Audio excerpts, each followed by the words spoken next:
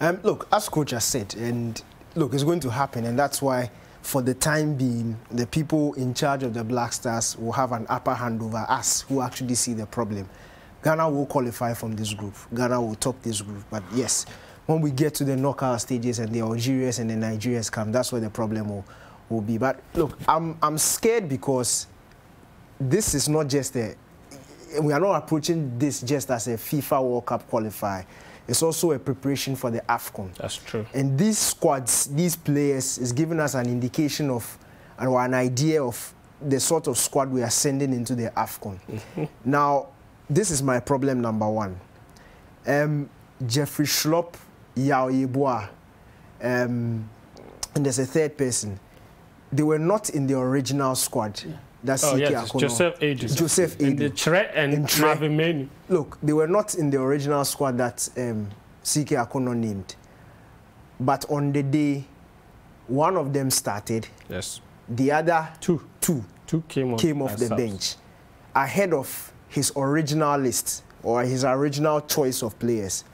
That is a problem. Serious problem. Secondly, Tre.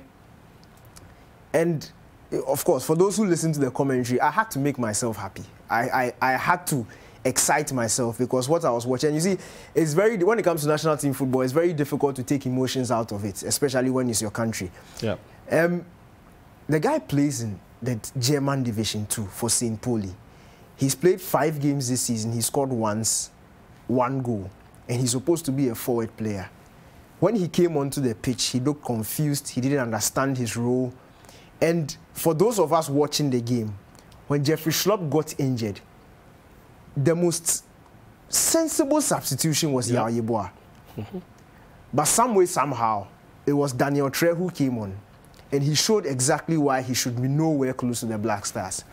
Now, if this is a team we are going to send to the AFCON, now I'm even afraid we may not qualify from our group. Because Gabon beat Egypt. They just beat Egypt 1-0. And they played really well. They played very, very well. Yes. And that's beat Egypt 1-0. And they played really well. See, that's what coach is saying. We are not going to face countries like, let's say, Gabon, who will go to an AFCON without Aubameyang. It is only Ghana who can do that. Yeah. Who can go to a competition or choose a squad without obvious players and obvious names who are supposed to be in the list. Now, another problem I have is, we all know, and when CK Akonnor was given the job, we all know that his technical expertise was not at the top level. He's growing in his craft.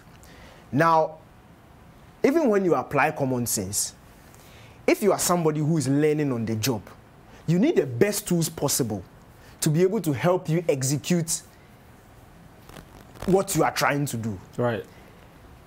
You cannot be grade 2, have the choice of choosing grade 1, and still go for grade 2 players and try and achieve grade 1 results. It's not going to happen.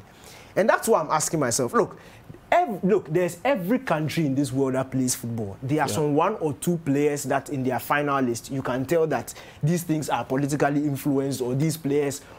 Look, but when you choose 70 to 75% of players who we all know don't deserve to be in this team, then you have a problem. Yeah. If you are choosing 23, and out of those 23, 2 or 3 of them are, of course, we all know that they are not supposed to be part. That's fine, because it happens everywhere. Yeah. It happens everywhere. The top countries in the world, it happens everywhere. I can give you a clear example. 2006 World Cup. Everybody knew World Cups didn't deserve. They were top strikers in the Premier League who got stamped because of the war. And it happens everywhere. And that's fine, because there are some little reasons for these things.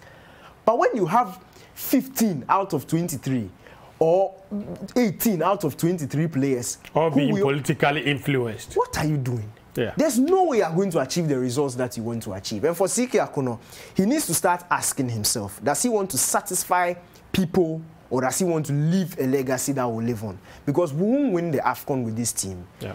This will probably be our worst result if we continue like this. Because look, it is that bad. Yeah. And we would have cut him some slack if these were one-off performances. But this is a trend. Yeah. It is continuing. The performances are poor. We are just sneaking away with wins. We are relying on individual brilliance and goalkeeping errors to win games. And that's not how you do football. Interesting.